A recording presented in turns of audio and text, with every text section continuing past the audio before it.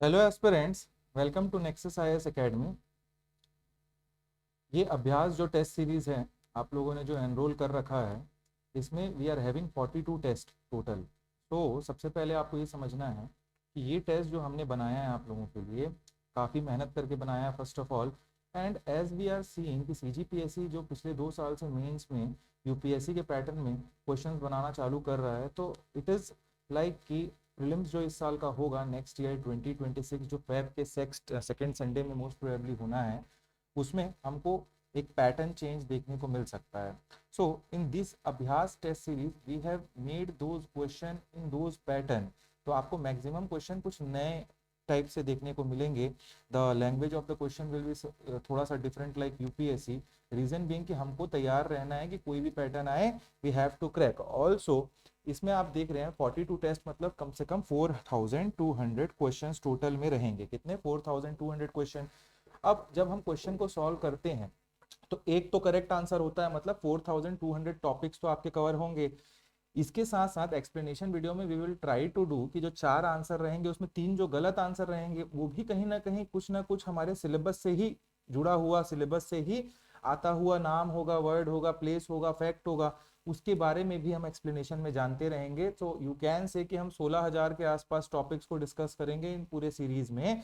And trust me, इससे आपको maximum number of question आपको देखने को मिलेगा। You can achieve 140 plus in this particular CGPSC का जो एग्जाम होगा आपको with the help of this test series. तो स्टार्ट करते हैं क्लास को। सबसे पहला क्वेश्चन जो आपकी स्क्रीन के ऊपर दिख रहा है वो है,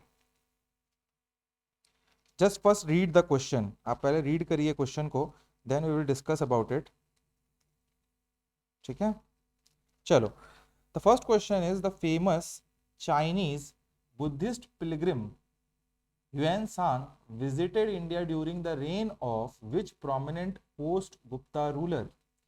आपके पास क्वेश्चन में 4 ऑप्शन जो थे वो थे Pulakeshin two, Harshavardhan, Shashank and Mahendra Varman one. And the correct answer आपको जैसे दिख रहा है and you have attempted it कि वो हर्षवर्धन आपने टिक किया होगा। अब एक्सप्लेनेशन थोड़ा समझते हैं हम लोग क्या चीजें थी। Absolutely Harshvardhan is the correct answer. तो देखो, हुएन सांग जो थे, जिसको हम लोग हुएन मतलब ह्यूएन सांग बोलता है कोई कोई, हुएन सांग, उस पर कंफ्यूज मत होना। ये वर्ड जो है ये भी उन्हीं का नाम है, ये भी उन्हीं का नाम है, सब उन्हीं के नाम हैं यहाँ पे। ठीक है, ये जो ह्यूएन सांग थे वो 7th सेंचुरी सीई में इंडिया आए थे। कौन से टाइम पे आए थे? 7th सेंचुरी सीई में ये इंडिया आए थे। उन्होंने बहुत साल इंडिया में ट्रेवल किया। तो उनका बेसिक पर्पस था, वो चाइना से जब निकले तो बुद्धिज्म का लिटरेचर बहुत कम था चाइना में, तो वो निकले इंडिया में। क्यों? कि इंडिया में बुद्धिज्म एक्चुअल में इवॉल्व हुआ हुआ था, यहीं से बना था बुद्धिज्म, और काफी टेक्स्ट थे उनके लिए। तो उनकी क्यूरियोसिटी ने उनको इंडिया खींच लाया और वो काफी साल तक यहाँ रहे और वो ट्रेवल करते रहे। जब वो ट्रेवल कर रहे थे तो एम्परर हर्षवर्धन के कोर्ट में उन्होंने काफी टाइम बिताया था। तो इसलिए ये बहुत बड़ा आंसर, ये मेन आंसर है। ये क्वेश्चन काफी बार आता है और आ सकता है फिर से। उनका जो ट्रेवल अकाउंट था जिसका नाम था सी यू की, क्या नाम था उसका? सी यू की। अगर कोई पूछे कि जो यूएन सांग है उन्होंने क्या लिखा था, कौन सी बुक थी, तो उस बुक का नाम था सी यू की। और इस पर्टिकुलर बुक में उन्होंने हर्षवर्धन के रेन और उस टाइम उनका रेन था और उस टाइम के सोशियो रिलीजियस कंडीशन के बारे में बहुत बहुत वैल्यूएबल इंफॉर्मेशन दिया था हम लोगों को। सो they were contemporaries and Harsha was the patron, आप ये बोल सकते हो कि उनके कोर्ट में ये रह रहे थे। तो ये हम समझ लिए कि why it was the correct answer. अब पुलकेशिन टू कौन थे, शशांक क्यों कौन थे, महेंद्र वर्मन वन कौन थे? भाई कंफ्यूजन क्रिएट करने के लिए तो आसपास का कुछ हमने रखा होगा इसको। तो समझते हैं हम लोग। पुलकेशिन जो थे, पुलकेशिन टू भी हर्षा के टाइम पे ही, हर्षवर्धन के टाइम पे ही रूल कर रहे थे। बट वो एक चालुक्य रूलर थे डेक्कन के। क्या थे वो? Chalukya ruler of Deccan India, जो सदर्न पार्ट है हमारा, उस डेक्कन के ये चालुक्य रूलर थे। हर्षा एंड पुलकेशिन के बीच वॉर तो हुई थी, बट वो नर्मदा रिवर के पास हुई थी जिसमें पुलकेशिन टू जीत गए थे। सो ह्यूएन सांग आप बोल सकते हो उनको पुलकेशिन टू ने पेट्रोनाइज नहीं किया था। अगर हमको पुलकेशिन टू के बारे में हर्षा से रिलेटेड जानना है तो ये है कि उन दोनों के बीच में नर्मदा के पास आया था, एक वॉर हुआ था यहाँ पे, और उन्होंने नाम ले लिया था गंगई कोंड चोलापुरम ऐसे टाइप से चला था। तो ये आपको इसकी स्टोरी हो गई। अब शशांक कौन है जो यहाँ लिखा हुआ है शशांक, तो शशांक एक गॉड रूलर थे। ये हम लोगों ने देखा ना, जो हम लोग जब सीजीजीएस पढ़ते हैं तो एक साहिल वीर करके पढ़ते हैं हम लोग, जिसको उड़ीसा से ले आए थे इन लोग। वही शशांक वो गॉड रूलर थे उस पर्टिकुलर टाइम पे, बंगाल के गॉड रूलर हुआ करते थे शशांक। वो हर्षा के राइवल थे और बुद्धिस्ट के प्रति उनका जो रवैया था बहुत होस्टाइल था। और जो ये थे आपके Harshavardhan, he was not hostile towards the Buddhism. तो ये आपको एक डिफरेंस देखने को मिलेगा। So it is highly unlikely that Hiuen Tsang would have spent any time, कोई भी टाइम उन्होंने स्पेंड किया होगा शशांक के रूल पे। अगर आपको यही पता होता कि ही वॉज होस्टाइल, वो पसंद नहीं करते थे बुद्धिज्म, तो ये ऑब्वियस सी बात थी कि ये आंसर नहीं हो सकता। नेक्स्ट इज आपके स्क्रीन पे महेंद्र वर्मन वन। तो महेंद्र वर्मन वन एक पल्लव रूलर थे।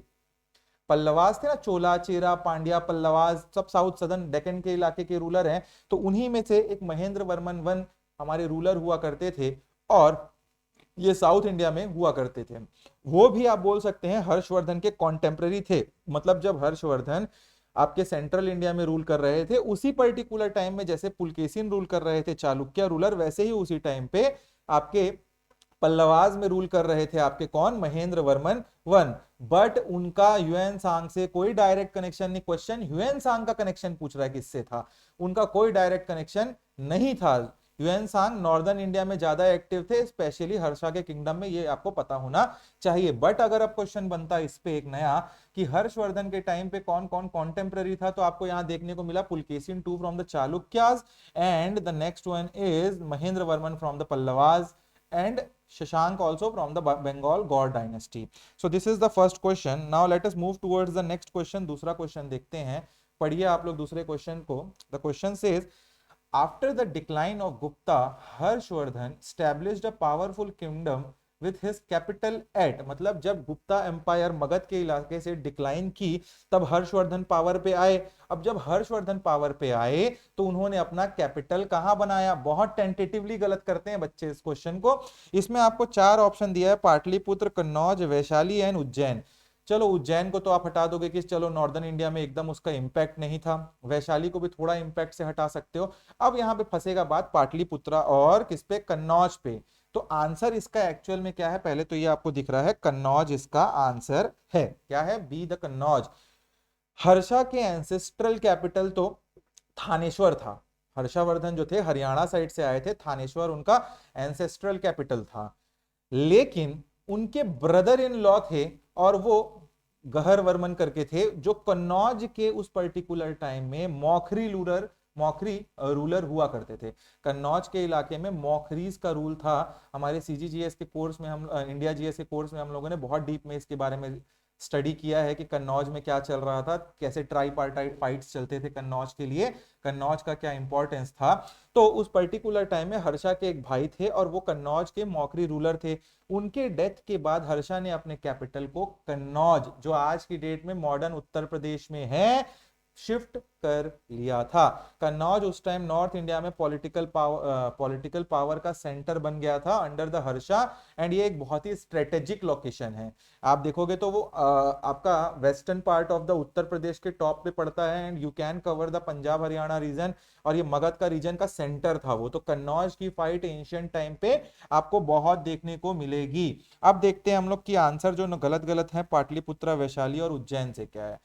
तो पाटलिपुत्रा उस पर्टिकुलर टाइम में काफी बार कैपिटल बना। पाटलिपुत्रा मौर्यास के टाइम पे कैपिटल बना, मौर्यंस के टाइम पे कैपिटल बना, गुप्तास के टाइम पे कैपिटल था। ये सारे रूलर मगध में रूल किए हुए हैं ना, हरियंका डायनेस्टी, मौर्यंस, गुप्तास, हर्षवर्धन। तो मौर्याज और गुप्ता जब थे तो उनका centre of the power Pataliputra था, पर हर्षा का प्राइमरी कैपिटल नहीं था वो, ये आपको जानना है। उस टाइम तक पाटलिपुत्रा का इंपॉर्टेंस थोड़ा डिक्लाइन हो चुका था, इसके पहले हर्षा के पहले काफी पावरफुल जगह था ये। नेक्स्ट आपको वैशाली दिख रहा है, तो वैशाली एक बहुत इंपॉर्टेंट एंशिएंट सिटी थी, specially related to Buddhism and Jainism के लिए, but it was never the capital of Harshavardhan, ये आपको जानना है। उज्जैन भी एक बहुत बड़ा इंपॉर्टेंट सिटी था, स्पेशली गुप्ता के पीरियड में कहीं हम जाने तो गुप्तास के टाइम में महेशमती उज्जैन वाला इलाका बहुत इंपॉर्टेंट था, पर यह भी गुप्ता का हर्षा का कैपिटल नहीं था। Next question, the third question is, read it guys. Which Gupta ruler is known as Napoleon of India. अच्छा, माइट आप लोगों को लग रहा होगा मैं इधर क्यों देख रहा हूँ, तो here we have a screen in beside our camera, so there we can see the questions, ठीक है। तो इसलिए आपके पास फोकस कई बार मेरा नहीं रहता है वाइल दीज एमसीक्यू सेशन, उसका रीजन ये है कि हमको पढ़ना पड़ता है उससे, ठीक है। Which Gupta ruler is known as Napoleon of India due to his extensive military conquest. मतलब नेपोलियन जो थे, नेपोलियन बोनापार्टे, वो पूरा दुनिया को अपनी मुट्ठी में कर लूंगा करके निकले थे, वैसे ही कौन था आदमी इंडिया में। Options are Chandragupta one, Samudragupta one, Chandragupta two and स्कंदगुप्ता।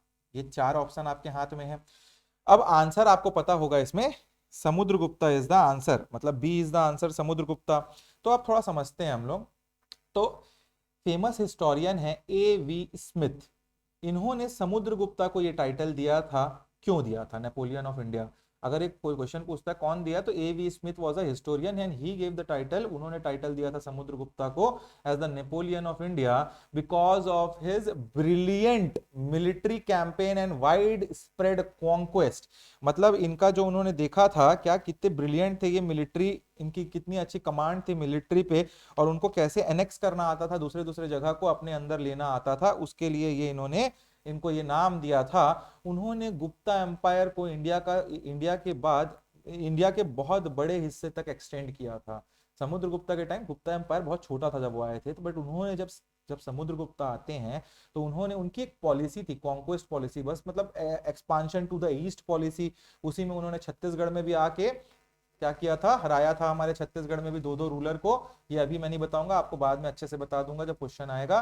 तो ये स्कंद वर्मा समुद्रगुप्ता की पॉलिसी थी कि toward the east we have to move, और ये बहुत एक्सपांशन करना चाहते थे, तो ये आपको पता होना चाहिए। उनका कॉन्क्वेस्ट जो था नॉर्थ से साउथ तक स्प्रेड था। उनके टाइम पे प्रयाग प्रशस्ति क्या है, इलाहाबाद पिलर इंस्क्रिप्शन जो है, प्रयागराज बोलते हो ना इलाहाबाद को, तो वही इलाहाबाद में एक पिलर इंस्क्रिप्शन में है, और उसमें उनकी बहुत सारी विक्ट्रीज का डिटेल्ड डिस्क्रिप्शन मिलता है हम लोगों को। ये भी एक क्वेश्चन बनता है कि समुद्रगुप्ता के जो मिलिट्री कैंपेन थे जिनमें उन्होंने बहुत जीत हासिल की थी, उन सब के बारे में डिटेल्ड हमको कहाँ से पता चलता है, तो we get the information from Prayag Prashasti inscription, Allahabad pillar inscription. Next अब तीन नाम आपको दिख रहे हैं, चंद्रगुप्ता वन, चंद्रगुप्ता टू, जिसको हम विक्रमादित्य भी बोलते थे, और स्कंदगुप्ता। इन तीनों के बारे में थोड़ा डिस्कस कर लेते हैं। चंद्रगुप्ता वन ये समुद्रगुप्ता के फादर थे। कौन थे? समुद्रगुप्ता के फादर थे। उन्होंने गुप्ता एम्पायर की फाउंडेशन रखी थी एक्चुअली में। गुप्ता फाउंडेशन बोल रहा हूँ मैं, गुप्ता एम्पायर चालू ही इन्होंने चंद्रगुप्ता वन ने किया था, और उसका एक्सपांशन मैट्रिमोनियल अलायंसेस और कुछ इनिशियल कॉन्क्वेस्ट से किया था इन्होंने। बट नेपोलियन वाला टाइटल इनको नहीं मिला था। इन्होंने क्या किया था, शादी वादी कर लिए थे अपने बेटे की, अपनी बेटी की, और शादी करके क्या होता है, शादी करके समधी बन जाते हैं। तो बाजू वाले राजा, कन्नौज के राजा है, वहां से शादी करवा ले रहे हैं। आपका छत्तीसगढ़ में आके, छत्तीसगढ़ में शादी हम लोगों ने देखा, प्रभावती गुप्ता। तो ये सब शादियां हम देखेंगे अपने, मतलब हमने देखा है हिस्टोरिकली जब पढ़ते हैं। तो इनका ये चंद्रगुप्ता वन का ये बहुत अच्छा पॉलिसी था, मैट्रिमोनियल अलायंसेस कर लो, समधी बना लो एक दूसरे को, लड़ाइयां खत्म हो जाएंगी, परिवार बन जाओगे, ठीक है। तो ऐसा एक्सपांशन करते थे ये उस पर्टिकुलर टाइम पे। नेक्स्ट इज चंद्रगुप्ता टू, जिसको हम विक्रम आदित्य भी बोलते हैं। ये जो थे ये समुद्रगुप्ता के बेटे थे। तो अब कंफ्यूजन खत्म हुआ, चंद्रगुप्ता वन उनके फादर थे, फिर समुद्रगुप्ता आते हैं, चंद्रगुप्ता टू उसके बाद आते हैं। He was the son of Samudragupta. इन्हें प्राइमरली उनकी कल्चरल अचीवमेंट के लिए हम जानते हैं, कल्चरल अचीवमेंट के लिए हम मानते हैं, कल्चरल अचीवमेंट। और इन्होंने भी मैट्रिमोनियल अलायंस बहुत सारे किए थे अपने टाइम में। स्पेशली हम कहीं मैट्रिमोनियल अलायंस की बात करें तो इन्होंने वेस्टर्न इंडिया में साकास को डिफीट करने के लिए थ्रू पावरफुल कॉन्क्वेस्ट इन्होंने क्या किया था, काफी काम किया था, साकास को इन्होंने हराया था चंद्रगुप्ता टू ने। Next is Skandagupta. Who is Skandagupta? Skandagupta Gupta empire के एंड के पास के रूलर थे। जब गुप्ता एम्पायर का डिक्लाइन हो रहा था उस टाइम पे हमको स्कंदगुप्ता देखने को मिलते हैं। उन्हें हुना इन्वेजन का मतलब हुनाज का invasion was the end of Gupta empire, हमने पढ़ा है। और हम जानते हैं कि हुना आए तभी गुप्ता डिक्लाइन हुए, हुनाज ऊपर से आए थे अफगान कश्मीर साइड से। तो उस इन्वेजन को इन्होंने काफी फेस किया, उन्होंने काफी रोकने की कोशिश की। इनिशियली उन्होंने रिपेल भी किया, पर उनकी रेन कॉन्क्वेस्ट के बजाय एम्पायर को डिफेंड करने में ही पूरा निकल गया था, तो कोई बढ़ा नहीं पाए, वो रोकते ही रह गए थे हुनास को। इनके टाइम में हुनास का पूरा इन्वेजन नहीं हुआ, गुप्ता खत्म नहीं, इनके बाद भी एक दो रूलर आते हैं, बट इनके टाइम पे हुनास का इन्वेजन चालू हो गया था और इन्होंने बहुत कोशिश की ढाल बन के रोकने की उनको, और इसी में इनका पूरा जीवन निकल गया, ये आगे आगे नहीं बढ़ा पाए इसके बाद। Next let us move towards the fourth question, और जो फोर्थ क्वेश्चन आपका है, which of the following statement accurately describe the nature of polity in early medieval north India. अब ये क्या बोल रहा है कि एक्चुअल में क्या पॉलिटी थी, क्या संविधान था, क्या मतलब कैसे वर्क करता था पॉलिटिकली, पॉलिटी जो कॉन्स्टिट्यूशन होता है ना आज की डेट में, वैसे क्या चलता था उस पर्टिकुलर टाइम में। तो जब ये चार ऑप्शन आप पढ़ोगे तो इसमें बी वाला जो ऑप्शन है, अ fragmented political landscape with numerous regional kingdom and feudal lords. मतलब जब मेडाइवल हिस्ट्री नॉर्थ इंडिया की हम पढ़ते हैं 800 एडी के बाद, तब हम देखते हैं कि बड़े बड़े एम्पायर अब टूट चुके हैं, अब छोटे छोटे एम्पायर आ गए हैं बहुत ज्यादा। तो जब छोटे छोटे एम्पायर बहुत ज्यादा आ जाते हैं, तब हमको देखने को मिलता है क्या, ये मेडाइवल में फ्रेगमेंटेशन। तो गुप्ता एम्पायर के कोलैप्स, एक्चुअली जैसे समझे हम, तो गुप्ता एम्पायर के कोलैप्स के बाद जो अर्ली मेडाइवल पीरियड था, रफली 8th to 12th century CE शुरू हुआ था उस टाइम पे, उसमें पॉलिटिकल डिसेंट्रलाइजेशन बहुत प्रोमिनेंट था। मतलब छोटे बड़े बड़े जो सब साम्राज्य टूटे, छोटे छोटे साम्राज्य निकल के आ गए। कोई भी सिंगल पावरफुल डायनेस्टी उस पर्टिकुलर टाइम पे पूरे सब कॉन्टिनेंट पर कंट्रोल मेंटेन नहीं कर पा रही थी, और इंस्टेड न्यूमरस किंगडम्स जैसे राजपूत का क्लैंस, प्रतिहार, पालाज, सेनास, चौहान्स, तो ये सारे हमको देखने को मिलते हैं नॉर्दर्न इंडिया में। वैसे ही नीचे चोला, चेरा, पांड्या, तो मतलब बहुत सारा टूट टूट के फ्रेगमेंटेशन हो गया। तो इसका मतलब अब फ्रेगमेंटेड पॉलिटिकल लैंडस्केप हमको देखने को मिला मेडाइवल में। अब गुप्ताज, मौर्याज, हरियंकास टाइप बड़ा डायनेस्टी नहीं है, Harshvardhan type, numerous regional kingdom देखने को मिले एंड फ्यूडल लॉर्ड्स। तो ये आंसर आपका हो गया। अब ए जैसे बोल रहा है, a highly centralized imperial structure similar to Mauryan empire. अरे भैया, मौर्यन एम्पायर बहुत बड़ा था, वैसा कोई सेंट्रलाइज नहीं था। ये डिस्क्रिप्शन मौर्यास के ऊपर ही फिट बैठता है, जो एक हाईली सेंट्रलाइज्ड एम्पायर थे, but not on the early medieval north Indian period. This period was characterized by fragmentation, ये आपको समझना है, तो ये सीधा गलत। Dominance by a single powerful dynasty across the entire subcontinent, ये भी गलत हो जाएगा आपका। अर्ली मेडाइवल पीरियड में ऐसा डोमिनेंस नहीं देखने को मिला, हमने कभी पढ़ा। ट्राइपार्टाइट स्ट्रगल, प्रतिहार, पालाज, राष्ट्रकूटाज कन्नौज के कंट्रोल के लिए था, जो शो करता है कि कोई सिंगल पावरफुल डोमिनेंट पार नहीं था उस टाइम पे। देख, ये कन्नौज की ट्राइपार्टाइट फाइट है ना आपका, पाला, प्रतिहार, राष्ट्रकूटा के बीच में, तो इससे हमको ये समझ आ रहा है कि कोई एक single powerful dynasty entire north India में हमको नहीं देखने को मिली, छोटे छोटे ही थे। Last is direct democratic rule in most region with elected representative, तो ये भी गलत है। इंडिया में एंशिएंट या मेडाइवल टाइम में कोई डायरेक्ट डेमोक्रेटिक रूल नहीं था, कोई सिग्निफिकेंट हमको चीजें नहीं मिलती, मोनार्कियल सिस्टम ही प्रिवलेंट था, राजा, राजा के अंदर लोग। ठीक है, next question is the period of Chalukyas of Badami, जिसको हम वटापी भी बोलते हैं, is considered a golden age for development of which unique style of temple architecture. तो ये आपको पता होना चाहिए, चालुक्याज और बदामी, बदामी में जब जाओगे तो वेशरा, वेशेश्वरा क्या होता है, द्रविड़ा स्टाइल जो होता है, Dravida style is type of temple, जो सदर्न टाइप ऑफ टेंपल था साउथ इंडिया में जो प्रिवलेंट था, और उसमें हमको विमान देखने को मिलता है, शिखर नहीं। शिखर क्या होता है, ये ऐसा शिखर मतलब जो वी टाइप का बना होता है ना, जो हम यहाँ देखते हैं छत्तीसगढ़ में सब जगह टेंपल, ऊपर में एक क्या है, कलश रहता है, अमलक रहता है, वैसे विमान में नहीं होता। द्रविड़ा स्टाइल में ये ऊपर का पार्ट कट गया होता है, विमान इसको बोलते हैं इसलिए। और वैसे ही जो विशेषरा स्टाइल है, इसमें द्रविड़ा स्टाइल और जो चालुक्य आपका नगरा स्टाइल है, उन दोनों का मिक्सचर था, और बदामी में यही प्रेवलेंट था। तो ये आपका आंसर करेक्ट है, सी आपका आंसर होगा। चालुक्याज ऑफ बदामी, जो बदामी थे, उन्होंने Vesara Vesara style of temple architecture को डेवलप किया, और उसमें काफी एक्सपेरिमेंट भी किए। वेसरा स्टाइल याद रखिएगा एक हाइब्रिड स्टाइल है। ये नॉर्थ इंडिया में जो हमको नगरा स्टाइल दिखता है, जिसमें कर्वी जो आपका शिखर होता है, कर्विलिनियर शिखरा होते हैं, और सदर्न इंडिया में जो द्रविड़ा स्टाइल होता है, जिसमें पिरामिडल विमान होते हैं, उसका एक एलिमेंट दोनों में हमको, दोनों के एलिमेंट हमको विश्रा में देखने को मिलते हैं। कुछ टेंपल कहीं हम जानना चाहें कि कहाँ कहाँ ऐसे टेंपल हमको देखने को मिलते हैं, तो पटडक्कल में मिलते हैं, ऐहोल में मिलते हैं, बदामी में मिलते हैं, ये सारे कर्नाटका के रीजन में है। इस स्टाइल को आपको देखना है तो वहां विजिट करना पड़ेगा, जहां इनका इवोल्यूशन देखा जा सकता है। द्रविड़ा स्टाइल मैंने बता दिया, नगरा बता दिया, एक गौपुरम स्टाइल बता देता हूं मैं। गौपुरम इटसेल्फ एक टेंपल स्टाइल नहीं है, टेम्पल स्टाइल इज लाइक कि नगरा, द्रविड़ा, वेश्रा, सोलंकी। गोपुरम एक्चुअल में कोई स्टाइल नहीं है, it is a feature of Dravida temple.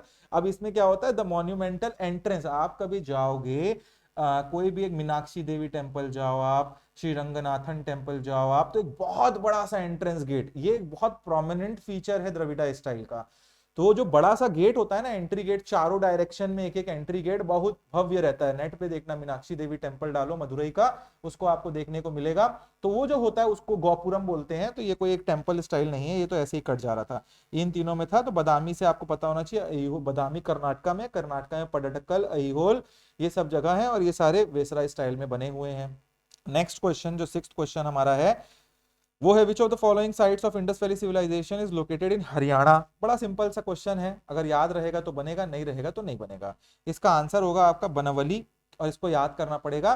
बनावली वैसे भी बहुत इंपॉर्टेंट आर्कियोलॉजिकल साइट था आपका इंडस वैली सिविलाइजेशन का, और ये फतेहाबाद डिस्ट्रिक्ट हरियाणा में लोकेटेड है। यहाँ पर अच्छे क्वालिटी के बारले जो होता है ना, जौ बारले बोलते हो आप, बारले मिलेट्स होते हैं, वो बारले आपको यहाँ पे देखने को मिलते हैं। उसका एविडेंस हमको देखने को मिलता है कि उन लोग बारले उगाते थे इंडस वैली सिविलाइजेशन के लोग। अब कालीबगान, लोथल और आलमगीरपुर जो है, तो कालीबगान हरियाणा का एक साइट है, जो राजस्थान, सॉरी, जो ये आपका हड़प्पन एक साइट है, और ये आपका राजस्थान में है। और यहाँ आपको कालीबगान इज फेमस फॉर बैंगल्स, सबसे पहले बैंगल्स के लिए फेमस है बहुत। और वहां पे हम लोग को जोता हुआ खेत मिलता है, मतलब क्या, प्लॉग्ड फील्ड का एविडेंस भी वहां देखने को मिलता है।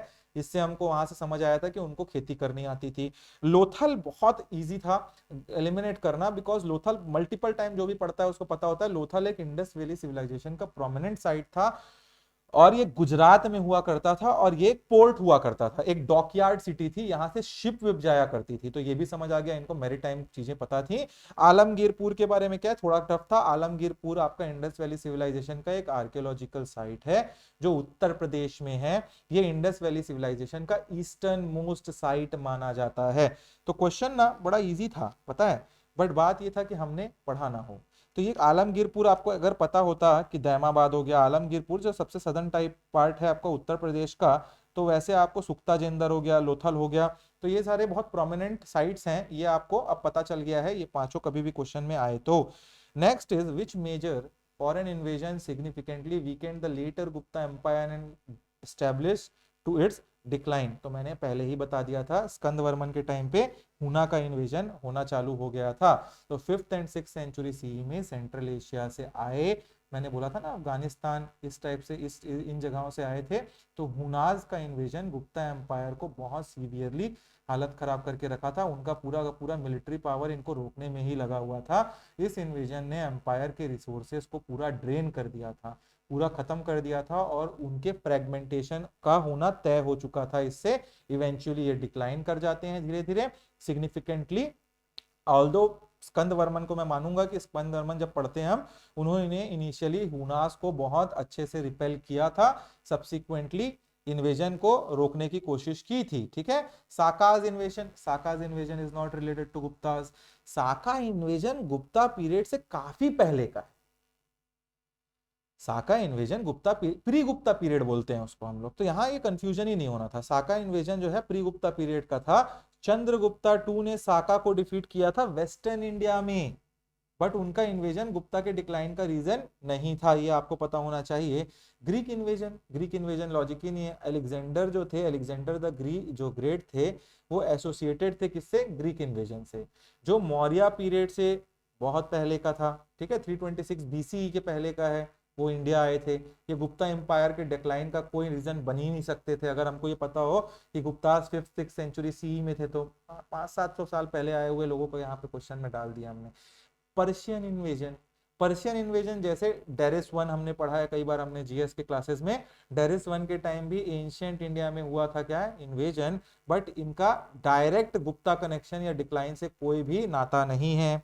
तो ये हुना इन्वेजन इसका मेन आंसर होगा, आपको ये पता होना चाहिए। Next is the first sermon of Buddha, Gautam Buddha, known as Dharma चक्र परिवर्तन, वॉज डिलीवर्ड एट, सीधा आंसर है इसका, वो है सारनाथ।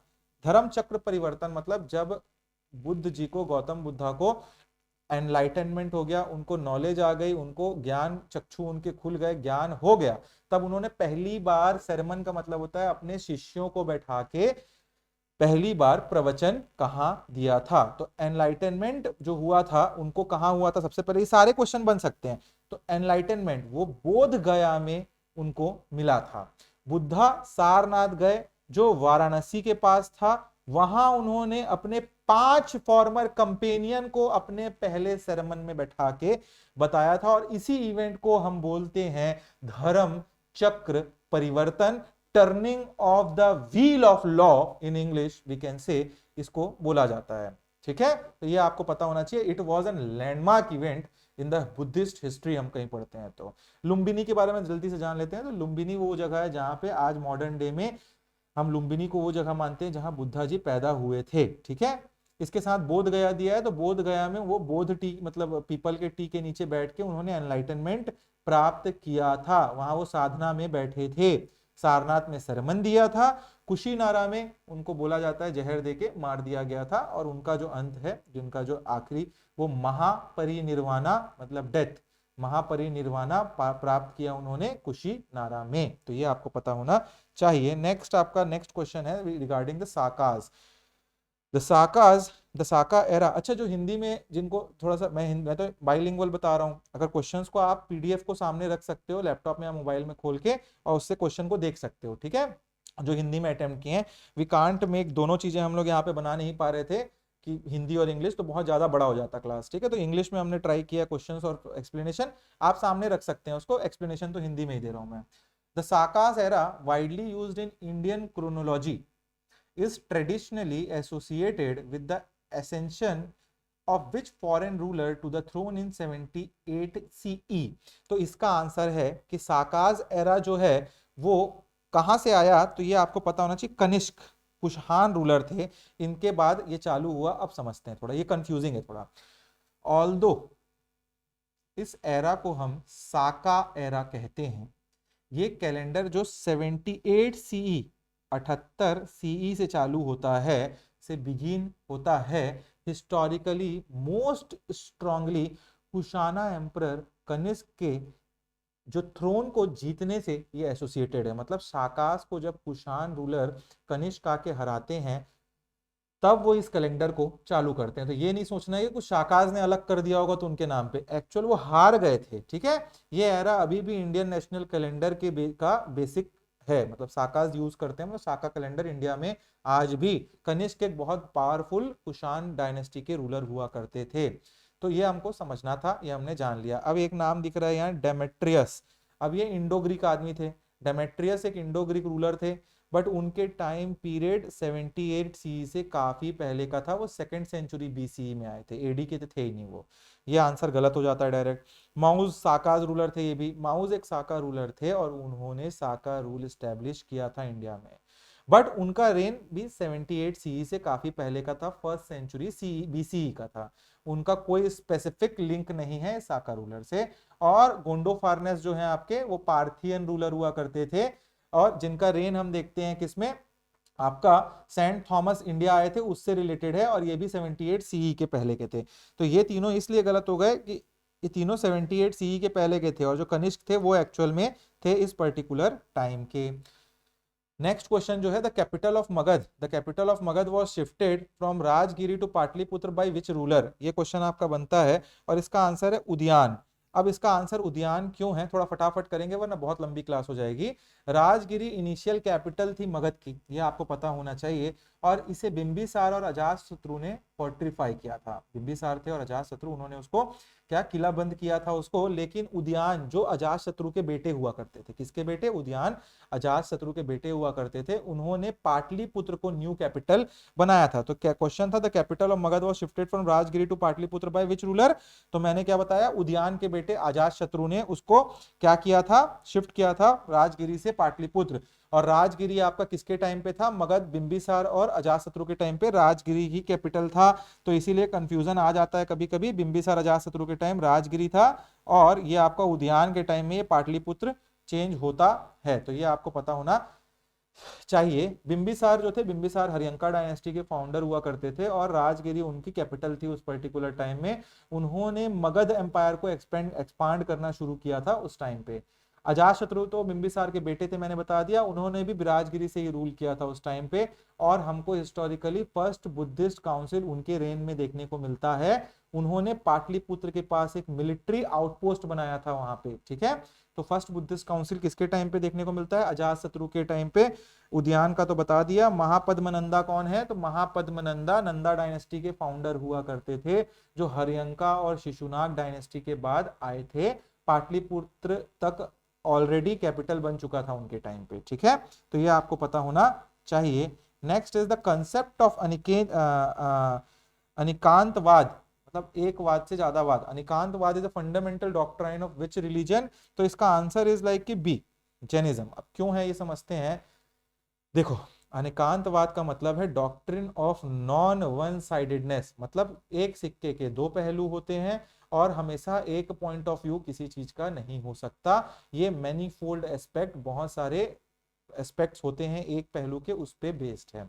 मेनली ये जैनिज्म का एक कोर फिलोसॉफिकल प्रिंसिपल है, ये आपको पता होना चाहिए। इसके अकॉर्डिंग रियलिटी बहुत कॉम्प्लेक्स और मल्टीफेसेड चीज है और कोई भी सिंगल व्यू पॉइंट पूरी तरह कोई कैप्चर नहीं कर सकता। आप कहीं बोलते हो वहां आग लगी है, तो आग वहां कैसे लगी है, क्या लगी है, आग लगी भी है कि नहीं, धुआं कोई कर रहा है, कुछ नहीं पता आपको। आप अपना परसेप्शन दे सकते हो, कभी पूरा क्लैरिटी में कोई भी नहीं बोल सकता। ट्रुथ जो होता है अलग अलग पर्सपेक्टिव से अलग अलग तरीके से परसीव किया जाता है। किसी के लिए कुछ ट्रूथ है, किसी के लिए कुछ ट्रूथ है। किसी के लिए भक्ति करना चमत्कार हो जाता है किसी चीज के लिए, किसी के लिए वो कोई चीज आपका फिजिक्स से रिलेटेड हो जाती है। तो इसीलिए हर चीज का एक कोई सॉल्यूशन नहीं होता। इसका बेस्ट एक्सप्लेनेशन है blind man and the elephant की कहानी। हर अंधा आदमी एलिफेंट का एक पार्ट, कोई एक अंधे आदमी को ले आओ, वो आंधी को बोलो आप एलिफेंट है, एलिफेंट को छुओ, तो हर कोई अलग अलग अंधा आदमी जो रहेगा एलिफेंट के एक पार्ट को टच करके उसको पूरा एलिफेंट समझता है, जबकि ट्रुथ पूरा एलिफेंट में है, ठीक है। वो छू के समझ जाता है, बट ट्रुथ क्या है? पूरा एलिफेंट में है। जैनिज्म कहता है कि हमें सभी पर्सपेक्टिव को कंसीडर करना चाहिए, सिर्फ एक पर्सपेक्टिव को नहीं, ठीक है। बुद्धिज्म, तो बुद्धिज्म यहाँ क्यों नहीं होगा? बुद्धिज्म में प्लूरल एस्पेक्ट होता है, बट अनेकांतवाद जैसा स्पेसिफिक फिलोसॉफिकल डॉक्ट्राइन नहीं होता। बुद्धिज्म मध्यम पाथ की बात करता है, मिडिल पाथ की बात करता है और फोर नोबल ट्रुथ की बात करता है, ठीक है। तो ये हो गया। हिंदुइज्म में भी काफी डाइवर्सिटी है और मल्टीपाथ को ट्रुथ माना जाता है। जैसे हम लोग काफी चीजें देखते हैं, अनिकांतवाद जो है डायरेक्टली जैनिज्म से रिलेटेड है। सिखिज्म, सिखिज्म तो आपका मोनोथीजियम के बारे में बात करता है, वाहे गुरु पर हर चीज हम मानते हैं, एक ओंकार बोलते हैं, एक ही भगवान बोलते हैं। अनिकांतवाद सिखिज्म के फंडामेंटल डॉक्ट्राइन्स में से एक नहीं है। तो आंसर आपका क्लियर हो गया। Next question is which dynasty succeeded the Mauryas in Magad immediately after their decline, after their decline। अच्छा देखो, इतना ज्यादा डीप में एक्सप्लेनेशन हम दे रहे हैं और इतना अच्छा हमारा टेस्ट सीरीज है, तो यू गाइस कैन मतलब आपको समझ आ रहा होगा कि हमारा कहीं ना कहीं ये पूरी पढ़ाई हो जा रही है इंडियन हिस्ट्री की, हर चीजों की। हमने सिर्फ ऐसा ABCD नहीं बोला है। एंड ट्रस्ट मी, अगर ये क्लासेस पूरे देख लोगे, बड़े बड़े क्लासेस होंगे, बट इससे आपको बहुत फायदा मिलेगा बाद में, ठीक है। चलिए, तो क्या हो गया? विच dynasty succeeded the Mauryas in Magadh immediately after their decline? तो इसका डायरेक्ट आंसर है शुंगा।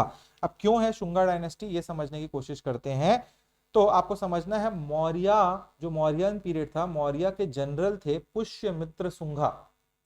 इन्होंने लास्ट मौर्यन रूलर बृहद्रथ को एसेसिनेट कर दिया था। क्या किया था? मार दिया था। पुष्यमित्र शुंगा जो थे वो मिलिट्री चीफ हुआ करते थे आपके मौर्यास के, और उन्होंने किसको मार दिया? जो लास्ट रूलर थे मौर्यास के, बृहद्रथ को। वो किस 185 सीई के अराउंड, एडी के, बीसीई के अराउंड, सॉरी बीसी के अराउंड उन्होंने इनको मार दिया। उसके बाद उन्होंने मगध और आसपास के एरिया जो रीजन था उस पर कंट्रोल पकड़ लिया और शुंगा डायनेस्टी की स्थापना कर दी। तो ये आपको पता होना चाहिए। इसलिए शुंगा डायनेस्टी मौर्यन डायनेस्टी को आगे क्या करता है, आगे उसके आगे मौर्यास के बाद शुंगास आते हैं। कनवा डायनेस्टी जो आपके कानवास दिख रहे हैं, तो कानवा जो डायनेस्टी थे उन्होंने शुंगा को सक्सीड किया था। मौर्य, शुंगा, कान्वा। तो ये आपको इसलिए ये गलत हो जाएगा। They came after Shunga, not immediately after the Mauryans. Clear है। Next Satavahana dynasty. सतवाहन एक प्रोमिनेंट डायनेस्टी थी, बट वो डेक्कन रीजन में थे। उनका रूल मौर्यन डिक्लाइन के बाद शुरू हुआ था, बट वो मगध के डायरेक्ट सक्सेसर नहीं थे, वो नीचे ही थे मौर्यन डायनेस्टी से। ठीक है, सतवाहन ऊपर ऊपर नहीं आए थे। ये आपका रेड चेरा, गुड चेरा, मतलब वो सब रूलर के नाम थे वहां पे, ये आपको पता होना चाहिए। गौतमी पुत्र बाला अर्जुन, वो सब थे वहां पे। ठीक है, उस टाइम पे कुषाण डायनेस्टी। कुषाण एक फॉरेन डायनेस्टी थी, बार बार पढ़ रहे हैं हम लोग उस चीज को, जिन्होंने पोस्ट मौर्यन पीरियड में नॉर्थ इंडिया के पार्ट्स को डोमिनेट किया था, specially after the साकाज and the Parthians. Magadh पर उनका इमीडिएट कंट्रोल नहीं था। ठीक है, मौर्यंस के बाद में हुआ था। नेक्स्ट क्वेश्चन इज आपका, Satavahana ruler are known for the unique practice of naming themselves after their mother. अभी यही मैंने बात की, एग्जांपल गौतमी पुत्र, वशिष्ठ पुत्र। दिस इंडिकेट्स, क्या बताता है ये बताता है B, the high status accorded to the woman in their society. अपनी माँ का नाम बेटा अपने सामने लगा रहा है। गौतमी पुत्र Satakarni, Satakarni was the name of that ruler, the son of Gautami पुत्र। तो ये आपको क्या दिखाता है, ये आपको दिखाता है कि उस टाइम पे वुमेन्स का वर्चस्व थोड़ा था। ऑल्दो इसका मतलब ये नहीं है कि सतवाहन डायनेस्टी पूरी तरह से मैट्रिलिनियल थी। ये आप मत समझ लेना कि मैट्रियार्कल सोसाइटी थी वो, जहां वुमेन प्राइमरीली पावर होल्ड कर रही है, ऐसा नहीं था। ये क्वेश्चन आएगा तो, बट उनका स्टेटस हाई था। ठीक है, तो ये आपको पता होना चाहिए। बेसिकली ये मदर्स का नाम को निमोनिक की तरह यूज करते थे उस पर्टिकुलर टाइम में अपने पर्सनल नाम के सामने। ठीक है, तो इससे हमको स्ट्रॉन्ग इंडिकेशन मिलता है। स्पेशली ये यूज किया जाता था रॉयल फैमिलीज में, वुमेन का भी काफी हाई और रेस्पेक्टेड पोजीशन उन लोगों को मिला हुआ था सतवाहन के टाइम पे। ठीक है, तो ये पता होना चाहिए। नेक्स्ट क्वेश्चन इज आपका, next question is 14th one. Question को पढ़िए। Consider the following statement about the rise of Magadh as a powerful mahajanapada. Its fertile Gangetic plain provided agriculture surplus, rich iron ore deposit in the region supported tool and weapon making, its strategic geographical location offered natural defense। तो इसका answer पहले तो होगा आपका तीनों। अब क्यों होगा इसका आंसर तीनों, ये समझते हैं। तो मगध जो इलाका है, गंगा वहां से बहती है, मगध फर्टाइल गैंगेटिक प्लेन में सिचुएटेड था, इसलिए हाई एग्रीकल्चर प्रोडक्टिविटी और सरप्लस होता था वहां पे उस पर्टिकुलर टाइम पे, जो एक लार्ज पॉपुलेशन और मिलिट्री को सपोर्ट कर सकता था उस टाइम पे। तो पहला आपका सही हो जाता है। सेकंड आपका हो गया, जिसमें हम देखते हैं नियर बाई एरिया, जैसे वहां पे छोटा नागपुर प्लेट्यू था, वहां पे हमको आयरन माइंस मिलते हैं और उनका एक्सेस मिला मौर्यंस को। इससे एडवांस टूल बना पाए, वो वेपन्स बना पाए, एग्रीकल्चर इंप्लीमेंट करने के लिए वेपन्स बना पाए, तो रॉ मटेरियल उनके पास इजीली अवेलेबल था। ठीक हो गया, सही भी। तीसरा हो गया आपका कि मगध का कैपिटल पहले राजगिरी था, 5 हिल्स। राजगिरी जो है 5 पहाड़ों के बीच में है एक्चुअल में। ठीक है, तो और उसके बाद में पाटलिपुत्र जो आज का पटना है उसको बनाया गया, जो पूरा सराउंडेड है रिवर से। तो एक्सीलेंट हम बोल सकते हैं, नेचुरल फोर्टिफिकेशन प्रोवाइड करता था। राजगिरी हो गया पहाड़ों से घिरा हुआ, या फिर जो आपका पाटलिपुत्र है नदियों से घिरा हुआ, जिस पर अटैक करना उतना इजी नहीं था। तो it's strategic geographical location offered natural defence. इसी में गलत कर रहे होगे आप लोग आंसर को, समझे आप लोग। राजगिरी पहाड़ से घिरा था तो नेचुरल डिफेंस था, और वैसे ही पाटलिपुत्र में कोसी रिवर और इधर से रिवर गंगा रिवर सब जगह से बहती है ट्रिब्यूटरीज, तो उससे सेफ थे ये। नेक्स्ट क्वेश्चन इज आपका 15वां, the Gandhara school of art which flourish during the post Mauryan period specially under the Kushan is characterized by. तो इसका आंसर बी है, strong Hellenistic influence in sculpting Buddha and Bodhisattvas. तो आपको इसके लिए ये समझना है कि क्या गांधार स्कूल ऑफ आर्ट है क्या एक्चुअली में। ठीक है, तो गांधार स्कूल ऑफ आर्ट जो मॉडर्न पाकिस्तान और अफगानिस्तान के रीजन में फ्लरिश हुआ उस पर्टिकुलर टाइम में, अपने ब्यूटीफुल नेचुरल नेचर के लिए फेमस था। इसने Indian themes for Greco Roman type के हमको देखने को मिलते हैं, वो इंडिया में भी इन्फ्लुएंस किया था।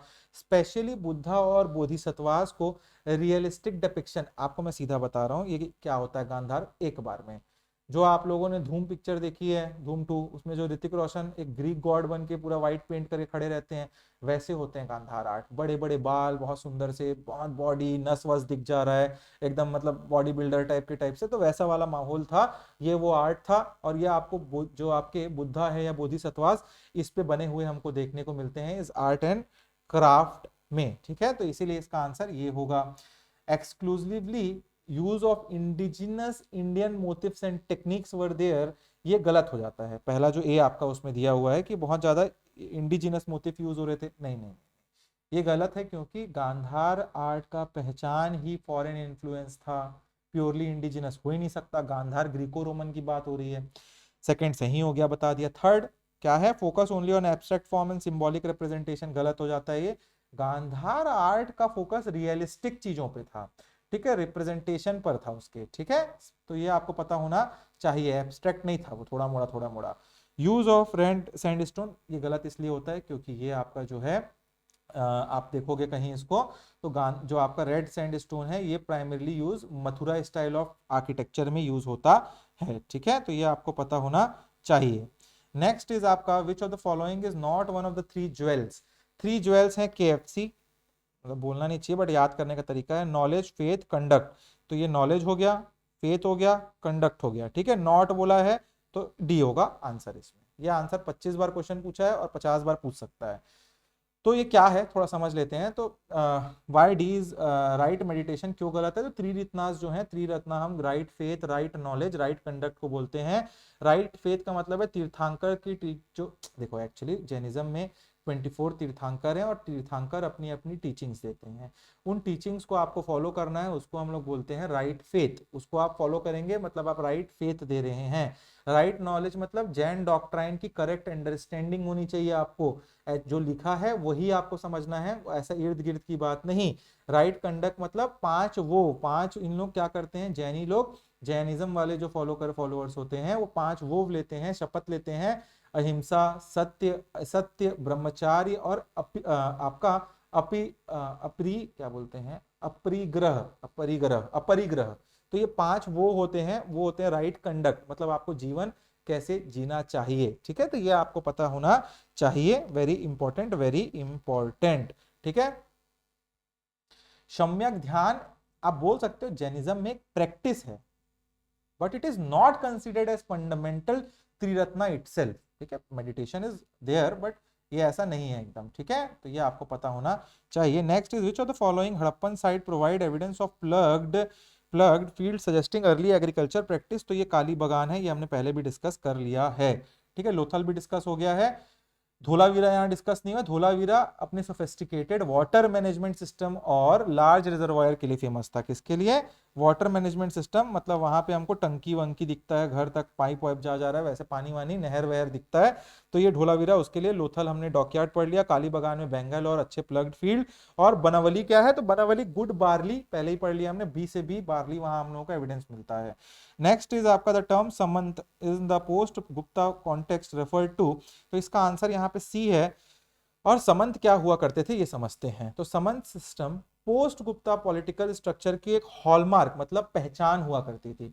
ये सिस्टम इन्होंने स्टार्ट किया था और ये इनकी पहचान भी थी। समंत बहुत पावरफुल लोकल चीफ होते थे, जो लोकल एरिया के चीफ रूलर हुआ करते थे उनको समंत बोला जाता था, जो अक्सर फॉर्मर इंडिपेंडेंट रूलर या ऑफिसर्स होते थे, जिनको या तो गुप्ता आके हरा दिए हैं या हराने के बाद उस राजा के अंदर जो सबसे बड़ा ऑफिसर था उसको ये समंत बनाते थे और उनको ग्रांट करते थे क्या ग्रांट करते थे लैंड। ठीक है, अपनी टेरिटरी पर सेमी ऑटोनोमस कंट्रोल के बदले वो एक पैरामाउंट रूलर को क्या दिया करते थे, एक्नॉलेज किया करते थे। मतलब जो मौर्यास के रूलर हुआ करते थे, पोस्ट गुप्ता, मतलब गुप्ता के बाद के जो रूलर हुआ करते थे, उनको क्या करते थे, ठीक है भैया आपने जीत लिया हमको, हमको हमारे जगह पे रूल करने दो, हम आपको पैसा पहुंचाएंगे और आपको हम क्या मानेंगे, आपको हम राजा भी मानेंगे अपने ऊपर। तो ये भी आपको पता होना चाहिए। इसमें बहुत आपको ये भी पता होना चाहिए डिसेंट्रलाइज सिस्टम था एंड इवेंचुअली कंटिन्यूअस वॉरफेयर और अर्ली मिडाइवल पीरियड में कई इंडिपेंडेंट किंगडम का राइज हुआ इसके चलते, ये समंत सिस्टम के चलते। ठीक है, तो ये आपको पता होना चाहिए। ट्रेडर्स को सेठीज बोला जाता था। ठीक है, traders who control long distance maritime route लिखा है, तो इसका कहीं सेठीज पूछता तो वो ट्रेडर्स हुआ करते थे। ठीक है, और सतवाहन के टाइम में इनको सेठीज बोला जाता था। इसके बाद एक जो आपका नेक्स्ट आपका बी जो आंसर है, पीजेंट्स को समंत नहीं कहा जाता था, लैंड ओनरशिप पैटर्न कॉम्प्लेक्स था उस पर्टिकुलर टाइम पे। ठीक है, तो ये भी आपको पता होना चाहिए। Next is the question is the आपका जो है मैच द फॉलोइंग। तो मैच द फॉलोइंग में क्या है, match the following Gupta ruler period rule scholar author with their famous work. तो इसमें आपको देखना है कालिदास जो है आपका, उन्होंने लिखा था अभिज्ञान शकुंतलम, ये आपका हो गया 1 का सी। इसके साथ विशाखा दत्ता ने लिखा था इस पर्टिकुलर टाइम पे, 2 का हो जाएगा डी मुद्र रक्षक राक्षसा। शूद्रक ने लिखा था आपका मृच्छकथिका, और आर्यभट्टा ने सूर्य सिद्धांता। तो आर्यभट्टा तो पकड़ लिए हो गया आप लोग इसमें, इजंट इट? आर्यभट्टा को पकड़ पाए थे कि नहीं पकड़ पाए थे? तो ये दोनों में आप लोगों को कहीं ना कहीं कंफ्यूजन हो गया होगा। अब कहीं आपको पता होता कालिदास ने अभिधम्म पिटक लिखा था, तो सॉरी अभिधम्म पिटक बोल रहा हूं मैं, अभिज्ञान शकुंतलम, तो आपका आंसर ऑटोमेटिकली निकल सकता था। ठीक है, बट दिस इज इट, इसको याद करना पड़ता है थोड़ा सा, तो इसमें ये दिक्कत है। कालिदास कौन थे? Kalidas he was one of the strongest, one of the greatest Sanskrit poet and dramatist. His famous play was अभिज्ञान शकुंतलम। ठीक है, तो ये हो गया आपका 1 का सी। फिर विशाखा दत्त कौन थे? He is known for the historical play Mudra Rakshaka, which deals with the which particularly deals with the Chandragupta Maurya। ठीक है, शूद्रक जो थे ये आपका मृच कथिका लिखे थे। मृच कथिका का इंग्लिश में आप कहीं ट्रांसलेशन देखोगे तो द लिटिल क्ले कार्ट बोलते हैं इसको। ठीक है, और आर्यभट्टा के बारे में कौन नहीं जानता, he was a brilliant mathematician and astronomer and his most famous work was Aryabhatiya, and but he is also credited with Surya Siddhanta. और ये सूर्य सिद्धांता जो है वो किससे डील करता है? ये आपका एस्ट्रोनॉमी से डील करता है। ठीक है, तो ये आपको पता होना चाहिए। नेक्स्ट क्वेश्चन है, consider the following statement regarding the later Vedic period, जिसमें आपका 3 क्वेश्चन का दिया हुआ है। Agriculture became the primary occupation, the concept of Janapada emerged, the caste system became more rigid. ये मैंने बहुत डीप में एंशिएंट में पढ़ा रखा है, ठीक है, क्लासेस में। तो इसमें क्या होगा आंसर आपका? इसका आंसर होगा आपका डी, तीनों चीजें। अब क्यों होगा, थोड़ा पटाखले समझते हैं। पहला पॉइंट आपका बोल रहा है agriculture became the primary occupation. ठीक है, आर्यंस जो हुआ करते थे उस टाइम पे ईस्टवर्ड मूव कर गए थे। ठीक है ना, आर्यंस ऊपर थे पहले, क्या Indus valley Civilisation, Delhi Haryana, but वो अब ईस्टवर्ड मूव कर गए।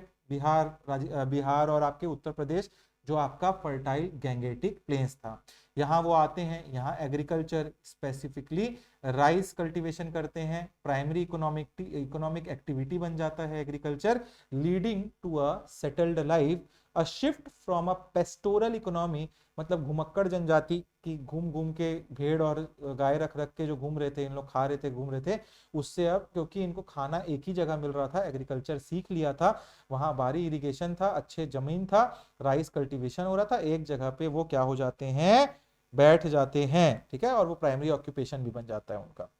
Second is the concept of Janapada emerge, तो बहुत अच्छा, अर्ली वैदिक पीरियड की ट्राइबल पॉलिटिकल ऑर्गेनाइजेशन की जगह larger more defined territorial units called Janapadas emerge होते हैं इस टाइम।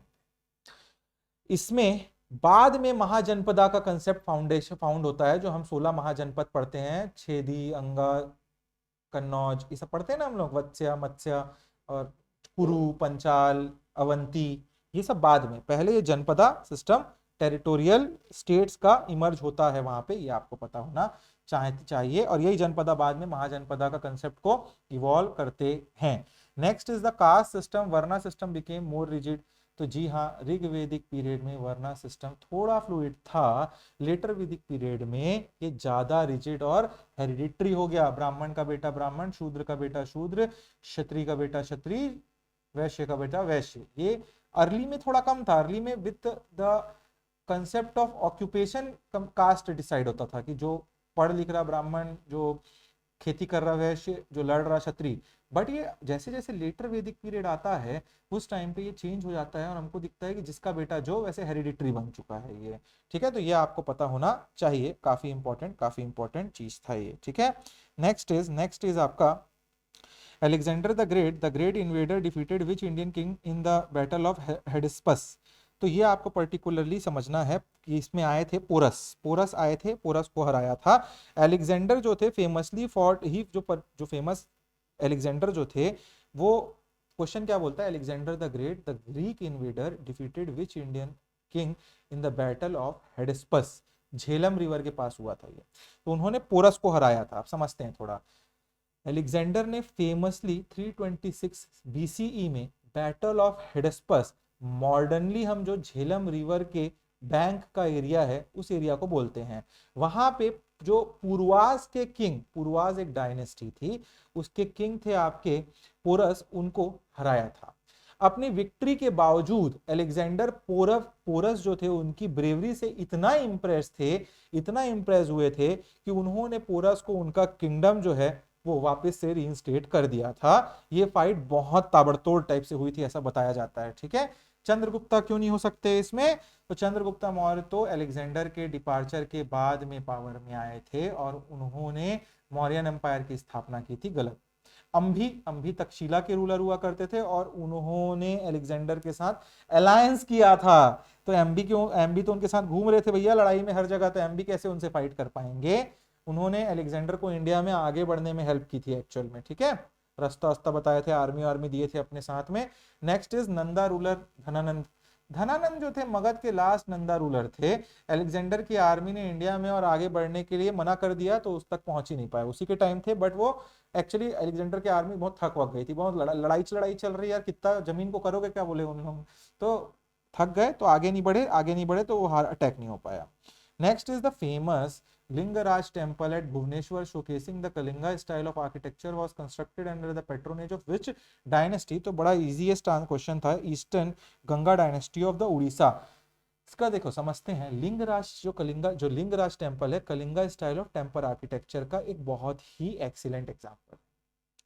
इसे प्राइमरली सोमवंशी रूलर ने बनवाया था। किसने बनवाया था? सोमवंशी रूलर ने बनवाया था। और बाद में ईस्टर्न गंगा डायनेस्टी के रूलर ने भुवनेश्वर उड़ीसा में अर्ली मेडाइवल पीरियड में इसको कंप्लीट किया था। ये टेम्पल उनके आर्किटेक्चर ब्रिलियंस का सिंबल है। ठीक है, तो इसीलिए eastern Ganga dynasty is the answer. पाला डायनेस्टी का डोमिनेंस पंजाब, बंगाल और बिहार में था और उनका architecture style usually brick structure, non massive stone temples जैसे लिंगराज टेम्पल है वो सब में हमको ज्यादा देखने को मिलता है। ठीक है, तो what you have to understand, Chola dynasty south में हुआ करती थी प्राइमरली उस टाइम पे तमिलनाडु में, और वहां के रूलर थे और उन्होंने द्रविड़ा स्टाइल ऑफ टेम्पल को आके आर्किटेक्चर को डेवलप किया। वैसे ही प्रतिहार डायनेस्टी नॉर्थ और वेस्ट इंडिया में एक्टिव थे।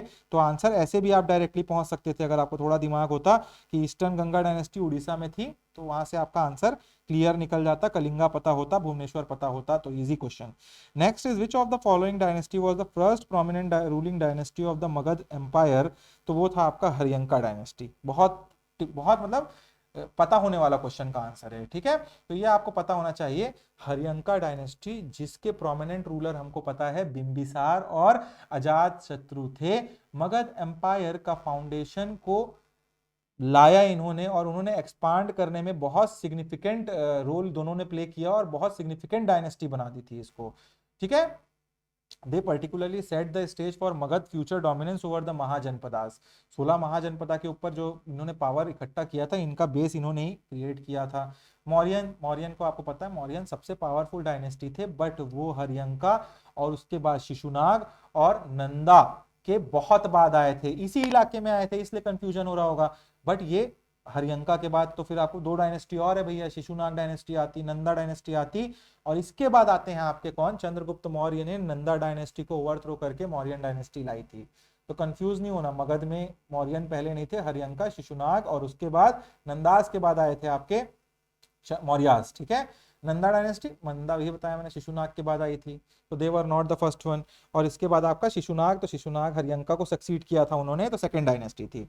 This is it. Next question हम देखते हैं, the Satavahana were notable for their maritime trade activity, which of the following commodity were among the most prominent export for Satavahana port to the Roman empire? तो pepper, इसमें तो दिमाग ही नहीं लगाना है यार, पेपर, पर्ल, पेपर, काली मिर्च। भारत, हम 200 साल ब्रिटिशर के चक्कर में, ब्रिटिशर हमारे ऊपर राज कर गए इस काली मिर्च के चक्कर में। क्यों ये काली मिर्च हमारे देश में हुआ?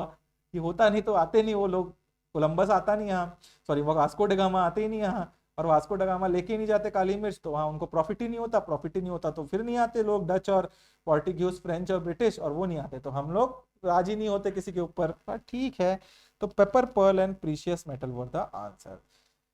सतवाहन ने, आपको और समझना है तो सतवाहन ने वेस्टर्न और ईस्टर्न कोस्ट पर बहुत इंपॉर्टेंट पोर्ट्स बना लिए थे, जैसे कि कल्याण, सोपारा, भरूच, अमरावती, और ये सबको वो कंट्रोल किया करते थे। क्लासिकल टेक्स्ट जो हमको मिलता है और आर्कियोलॉजिकल फाइंड से एविडेंस मिलते हैं कि इंडिया से रोमन एम्पायर को primary export spices, specially black pepper, pearls जो मोती होता है, precious and semi precious stone, textile, muslin एक कपड़ा होता है सूती टाइप का, वो मुस्लिन का टेक्सटाइल, और आइवरी मतलब जो हाथी के दांत होते हैं वो भी वहां पे शामिल थे। ये कॉमोडिटीज रोमन इलाइट्स को भेजे जाते थे यहाँ से, ठीक है। सिल्क और टी, सिल्क और टी जो है चाइना से रिलेटेड है, चाइना से ये मंगा करते थे।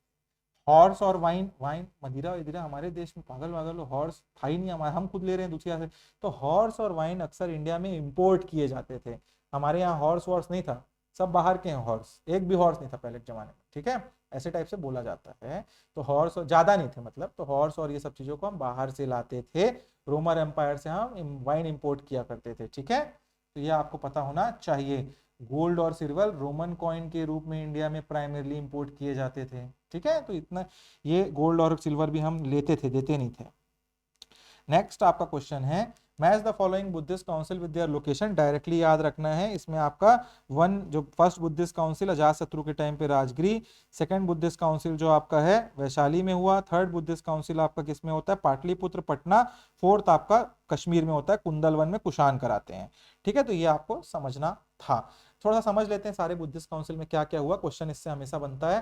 फर्स्ट बुद्धिस्ट काउंसिल में बुद्धा के महापरिनिर्वाणा, मतलब बुद्धा के शरीर छोड़ने के इमीडिएटली बाद इसको किया गया था, और ये आज मॉडर्न डेट में जो बिहार में राजगृह है वहां हुआ था, और उनकी टीचिंग को यहाँ कोडिफाई किया गया था दो बुक्स में, जिसका नाम है सुत्त पिटक और विनय पिटक, ठीक है। तो ये दो बुक भी उन्हीं से रिलेटेड है, Sutta Pitaka, Vinaya Pitaka. Next is second Buddhist council, Buddha के डेथ के अप्रोक्सीमेटली 100 साल बाद, 1 सेंचुरी बाद ये वैशाली में हुआ, और संघ का डिसिप्लिनरी इश्यूज यहाँ पे आ रहे थे, संघ के अंदर करप्शन आ रहा था, उसको एड्रेस करने के लिए हुआ। और यहाँ पे हमको एक बहुत अच्छा बुक देखने को मिला, जो कि क्या थे, आपके मॉरल कंडक्ट जो होने चाहिए एक आपके मॉन्क के अंदर, या बुद्धिज्म जो फॉलो कर रहा है उसमें, एक बुक लिखी गई अभिधम्म पिटक। एंड नेक्स्ट, नहीं सॉरी, इसमें नहीं लिखी गई, इसमें थोड़ा सा बस कंसोलिडेट किया गया। इसके बाद जो third one was the emperor Ashok के टाइम पे हुआ था ये, उसको उन्होंने पेट्रोनेज किया पाटलिपुत्र आज के पटना में, और यहाँ पे अब बोला गया अति हो रहा है, अब एक बुक लिख लिया जाए, और इस बुक को लिखा गया अभिधम्म पिटक को तीसरे बुद्धिस्ट काउंसिल में। और फोर्थ बुद्धिस्ट काउंसिल होता है आपका कश्मीर में, जिसको कुषाण डायनेस्टी के रूलर कनिष्क ने कराया था कुंदलवन में, कश्मीर में, जिसमें बुद्धिज्म हीनयान और महायान सेक्ट में फाइनली डिवाइड हो जाती है। एक जो होते हैं आपके कट्टरवाद ऑर्थोडॉक्स, और एक थोड़े से लीनियंट वाले, ठीक है। तो ये आपको पता होना चाहिए। Next is the term Uparika in the Uparika in the Guptan administration refer to the provincial governor appointed by the governor। तो गवर्नर, गुप्ता एडमिनिस्ट्रेशन हायरार्की में एम्परर को जो प्रोविंसेस देते थे, प्रोविंसेस को बोलते थे उस टाइम में भुक्तिस, BHUKTIS, ये जो लिखा है ना भुक्तिस, बुक्तिस, ठीक है। तो hierarchy, the empire was divided, जो गुप्ता का एडमिनिस्ट्रेशन था वो एम्पायर पूरा डिवाइडेड था अलग अलग प्रोविंसेस में, तो प्रोविंसेस को उस टाइम पे भुक्तिस बोला जाता था। और एक भुक्ति का हेड हुआ करता था उपारिका, मतलब जैसे इंडिया है, इंडिया में 28 स्टेट हैं, तो 28 स्टेट के एक एक चीफ मिनिस्टर हैं, तो वैसे ये आपके भुक्तिस हुआ करते थे, ठीक है। ये काफी इंपॉर्टेंट ऑफिशियल इंपीरियल ऑफिसर हुआ करते थे, जो provincial administration, revenue collection, law and order को मेंटेन करने की रिस्पॉन्सिबिलिटी रखते थे। और डायरेक्टली ये भुकित का काम था, या मतलब उपारिक का काम था, अपने भुकित में जो भी हो रहा है उसको डायरेक्टली वो किसको करते थे रिपोर्ट, वो एम्परर को रिपोर्ट किया करते थे। तो ये आपको पता होना चाहिए, very important. Village headman responsible for local dispute, उसको ग्रामिका बोला जाता था, ठीक है, या ग्राम अध्यक्ष। The chief of the army responsible for military campaign, तो उनको महाबलाधिकृत बोला जाता था, महाबलाधिकृत, ठीक है। तो ये भी आपको पता होना चाहिए। और जो नेक्स्ट है स्पाई और secret agent in the intelligent network, तो इसको क्या बोला जाता था, दुकास, DUTAKAS, ठीक है, DUTAKAS। तो ये दुकास या कारा भी बोलते थे, तो ये आपका अलग अलग चीजें थी इसमें। The next is the transition from food gathering to food producing is a hallmark of which of the following period. मतलब हम लोग क्या बोल रहे हैं, हंटर और गैदरर दौड़ दौड़ के भाग भाग के हिरन मार के खा रहे थे, उसके बाद हम लोग कब फूड प्रोड्यूस मतलब खुद से खेती करके खाने लगे। तो ये डायरेक्टली यही क्वेश्चन पूछ रहा है। तो नियोलिथिक इज द टाइम जहां हम लोग एग्रीकल्चर सीख गए थे। नियोलिथिक को ये जो फेज है ना, इसको अक्सरली हम लोग क्या बोलते हैं, नियोलिथिक रिवॉल्यूशन। ये ट्रांजिशन जिसे अक्सर हम नियोलिथिक रिवॉल्यूशन भी कहते हैं, ह्यूमन सब्सिस्टेंस स्ट्रेटजीज में एक फंडामेंटल चेंज को रिप्रेजेंट करता था। ह्यूमंस अब वाइल्ड रिसोर्सेज हंटिंग और गैदरिंग पर डिपेंड करने के बजाय एक्टिवली एग्रीकल्चर जैसे क्रॉप का कल्टीवेशन और एनिमल का डोमेस्टिकेशन करके फूड प्रोड्यूस करना शुरू कर दिए थे। तो ये कब था, नियोलिथिक पीरियड में। पैलियोलिथिक पीरियड तो पता ही है आपको, पैलियोलिथिक पीरियड में हंटिंग और गैदरिंग मेन था, दौड़ दौड़ के खा रहे हैं, वही वाला हिसाब था। मीजोलिथिक पैलियोलिथिक के बाद आता है। मीजोलिथिक पीरियड में एक ट्रांजिशन देखने को मिला हमको, जिसमें माइक्रोलिथ्स देखे थे, हमने पढ़ा है हमने सीजीजीएस में, जिसमें हमने क्या देखा, छोटे छोटे औजार बना रहे थे वो शार्प स्टोन से और उसको लकड़ी में बांध के मार रहे थे। तो माइक्रोलिथ्स छोटे टूल्स देखने को मिलते हैं। उसके बाद ये बहुत early stage of animal domestication था, थोड़ा मोड़ा एनिमल डोमेस्टिकेशन भी देखने को मिलता है, बट कंप्लीट यहाँ पे हम शिफ्ट नहीं किए थे फूड प्रोडक्शन पे, बट नियोलिथिक में वो कर जाते हैं। चालकोलिथिक, तो चालकोलिथिक पीरियड में कॉपर और स्टोन टूल्स का यूज करके कैरेक्टरिस्टिक हमने अलग अलग टूल्स बनाए थे उस टाइम पे। ये नियोलिथिक का एग्रीकल्चर एडवांसमेंट पर ही बढ़ता है आगे, ठीक है, बट फूड प्रोडक्शन इसमें फंडामेंटल शिफ्ट नियोलिथिक में ही हुआ था, हमको ये पता होना चाहिए। Next is 28th question is match the following वैदिक। अच्छा, इन क्लासेस को हम लोग कोशिश करेंगे जहां बड़ी क्लास है दो में डिवाइड कर देंगे, ठीक है, फिर टेस्ट पार्ट 1 टेस्ट पार्ट 2, ठीक है, बहुत ज्यादा 2-2 घंटे की क्लास में मजा नहीं आएगा। मैच द फॉलोइंग वैदिक text with their primary content. तो यहाँ पे यजुर्वेद, सामवेद, अथर्ववेद 3 वेद दिया है और उसमें क्या कंटेंट था ये देखने को हमको मिलना चाहिए। तो इसमें आंसर होगा, यजुर्वेद में सेक्रीफाइस के बारे में बात है, सामवेद में मेलोडीज और चेंट, ठीक है, अथर्ववेद में कलेक्शन ऑफ स्पेल। तो बी इसका आंसर होगा। क्या कैसे है समझ लेते हैं हम, ठीक है, थोड़ा सा। यजुर्वेद जो है ये प्राइमरली जो आपका यज्ञ होते हैं ना, यज्ञ होते हैं, यज्ञ यज्ञ में सेक्रीफाइस किया जाता था, बलि दी जाती थी। वो बलि को कैसे परफॉर्म किया जाएगा, उसका प्रोसीजर कैसे होगा, वो बलि क्यों दी जा रही है, वो बलि देने से, सेक्रीफाइस करने से क्या प्रॉफिट होगा, इन सब के फॉर्मूले, इन सब के रिचुअल्स इस यजुर्वेद में थे। इसके बाद सामवेद में क्या है, तो सामवेद एक्चुअली में मेलोडीज, समन्स जो होते हैं उनका कलेक्शन था। जो आपका सेक्रीफाइस होता है उस दौरान चैंट करते हैं जो मंत्र, वो चैंटिंग कैसे की जाएगी। ज्यादातर जो आपके मंत्र थे वो ऋग्वेदा में लिखे गए हैं, बट उसको पढ़ा कैसे जाएगा, किस लय में पढ़ा जाएगा, श्रुति कैसे इसकी बोली जाएगी। एक आपने देखा होगा ना, जब पंडित बोलता है तो पंडित जी जब बोलते हैं तो एक लय होता है उनका बोलने का, वो ऐसे पढ़ नहीं हो रहे होते। तो वो ऋग्वेदा का टेक्स्ट पढ़ रहे हैं, बट सामवेदा में वो बताया गया है कैसे उसको पढ़ना है, ठीक है। तो ये हो गया। अथर्ववेदा क्या है, तो Atharvaveda is related with spells, charms, ये सब चीजों से रिलेटेड है। एवरीडे लाइफ में जो झाड़ फूक रिचुअल्स होते हैं, हेल्थ के लिए, प्रॉस्पेरिटी के लिए, इविल को दूर भगाने के लिए, झाड़ फूक टाइप का आइटम, ये सब सॉसरी हो गया, तंत्रा मंत्रा, वो सब है इसमें। Next is the Harappan script remain undeciphered to date, however certain characteristic are known, which of the following is are generally considered true about the Harappan script. तो पहला, इट इज प्राइमरली पिक्टोग्राफिक, जी हाँ, अभी तक वो हम डेसिफर नहीं कर पाए और फोटोज में है वो। It was written from left right to left, मतलब ऐसे लिखा गया फर्स्ट लाइन और फिर उल्टा लिखा गया। ये कैसे टाइप से बात कर दे रहे हो, जी हाँ ये सही है। It was alphabetic in nature, ये बिल्कुल गलत, आज तक डेसिफर नहीं कर पाए हो, तो ये बी इसका आंसर हो जाएगा, ठीक है। तो ये हो गया यहाँ पे, मतलब क्या हुआ कि जो प्राइमरली वो इमेजेस के रूप में ही था, और एक्चुअली ऐसे ही लिखते थे पहले, ऐसा एक लाइन लिखते थे ए बी सी डी, ऐसा ए बी सी डी, और फिर यहाँ ई एफ जी एच, तो ऐसा ही था, ये ऐसा और फिर ऐसा, ठीक है। बट ये अल्फाबेट नहीं था इसमें उस टाइम पे। तो ये हो गया आपका। नेक्स्ट आपका 30th क्वेश्चन जो हम लोग देख रहे हैं, Kanishka the most prominent ruler of the Kushan empire is often remembered for, तो his significant patronage of Mahayana Buddhism, जी हाँ, उन्होंने महायाना बुद्धिज्म को बहुत पेट्रोनेज दिया था। Convening the fourth Buddhist council, अभी ऊपर पढ़ा हमने, कुषाण जो रूलर कनिष्क थे उन्होंने फोर्थ बुद्धिस्ट काउंसिल किया था कुंदलवन में। His vast empire stretching from central Asia to Pataliputra, जी हाँ, बहुत वास्ट एम्पायर था उनका, ठीक है। इसके बारे में आपको पता होना चाहिए, वेरी इंपॉर्टेंट, वेरी इंपॉर्टेंट, ठीक है। और ये आखिरी का मैं थोड़ा बता देता हूँ आपको। कुषाण जो थे कनिष्क एक बहुत बहुत पावरफुल रूलर हुआ करते थे, और उनका एम्पायर जो था सेंट्रल एशिया, जो बैक्ट्रिया और अफगानिस्तान का पार्ट था, वहां से लेकर इंडिया के ऑलमोस्ट मगध तक ज्यादातर हिस्सों तक वो कवर कर लिए थे। पाटलिपुत्र तक उन्होंने एक्सटेंड कर लिया था, तो इसीलिए ये थोड़ा लगेगा कि इतना बड़ा होगा नहीं, बट था भैया इस टाइम पे का। ठीक है, next question. Next question is,